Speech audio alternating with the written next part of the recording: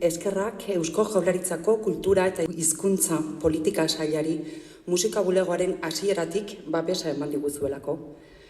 Eskerrak Etxepare Euskal Institutuari bigarren urtez jarraian musika bulegoarekin bat egiteagatik herri honetako musikaren kalitatea aitortzearen erronka gogor honetan.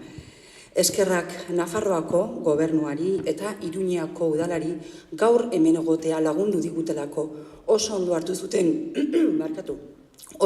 zuten proposamena urte hasieran hasi ginean biltzen eta gure proiektua partekatzen eta betidanik izan dugu oso harreman ona, eskerrik asko zuen laguntzagatik.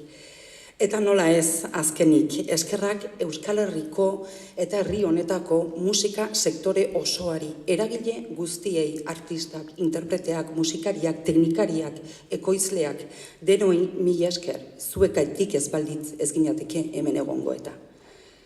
Tras los agradecimientos, me gustaría contextualizar muy brevemente este certamen de premios. Este certamen de premios debe de ser entendido y contextualizado dentro del proyecto Musika Bulegoa. Musika Bulegoa es un espacio de encuentro sectorial donde se posibilitan acciones y proyectos a lo largo de todo el año que pensamos y creemos sinceramente que son del interés general del sector.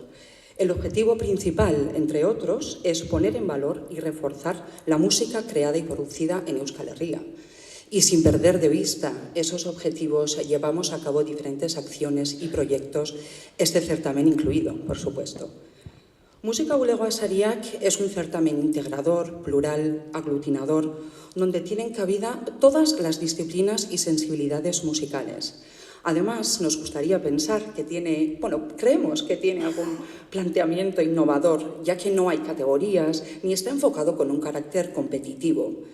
El objetivo del certamen es muy simple y muy complejo a la vez, es reconocer la calidad de un proyecto musical.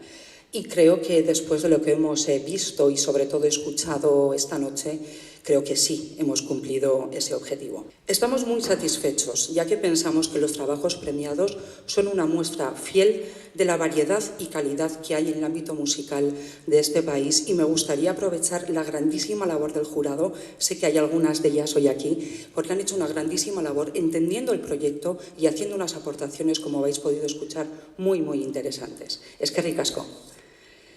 Musika bulegoko juntakideok elkartearen helburuekin bat datorren eragile baten lana azpimarratu babestu nahi genuen formakuntzan, zabalkundean eta sentsibilizazioan jarduten duen eragile baten lana, alegia.